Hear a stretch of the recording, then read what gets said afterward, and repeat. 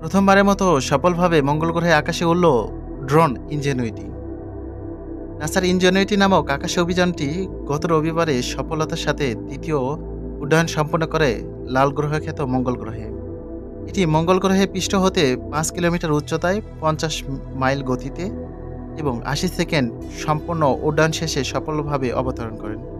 এ সময় সে একটি ফুটবল মাঠের অর্ধেক দূরত্ব অতিক্রম করে। রবিবারে এই উড্ডয়ন এখন পর্যন্ত মঙ্গল গ্রহে সবচেয়ে সফল একটি পদক্ষেপ। বিজ্ঞানীরা আরও আশাবাদী, তারা মঙ্গল গ্রহে এই ইনজেনুইটি ড্রোন হেলিকপ্টারটি আরও সক্ষমতা যাচাই করবেন। এটি কত উচ্চতায় এবং কত সময় উড্ডয়ন করতে সক্ষম। নাসার ইনজেনুইটি হেলিকপ্টার প্রকল্পের পরিচালক মিমি অং বলেন, আমরা মানুষ হিসেবে আমাদের পৃথিবীর বায়ুমণ্ডলের বাইরে কখনো কোনো প্রকার উড়ন্ত যান বা হেলিকপ্টার চলতে দেখিনি। আমাদের এই প্রচেষ্টায় অনেকটা রাইট ভ্রাতৃদ্বয়ের পৃথিবীর উঠতে সক্ষম প্রথম বিমান আবিষ্কার করার মতো নেই। নাসা এবং বিশ্বের অন্যান্য মহাকাশ সংস্থা ইতিমধ্যে মঙ্গল গ্রহের ল্যান্ডার, অরবিট এবং রোভার প্রেরণ করলেও এর আগে কখনো মঙ্গল গ্রহে হেলিকপ্টার ওড়ার প্রচেষ্টা কেউ করেননি। মঙ্গল গ্রহে বায়ুমণ্ডল পৃথিবীর তুলনায় অনেক বেশি পাতলা। তার অর্থ হচ্ছে সাধারণ হেলিকপ্টার ওড়ার জন্য প্রয়োজনীয় বায়ুচাপ উৎপন্ন করার জন্য বায়ুমণ্ডলের কম বায়ু রয়েছে। তাই নাসাকে ইনজেনুইটি ডিজাইন করার ক্ষেত্রে অনেক বেশি চ্যালেঞ্জ মোকাবেলা করতে হয়েছে।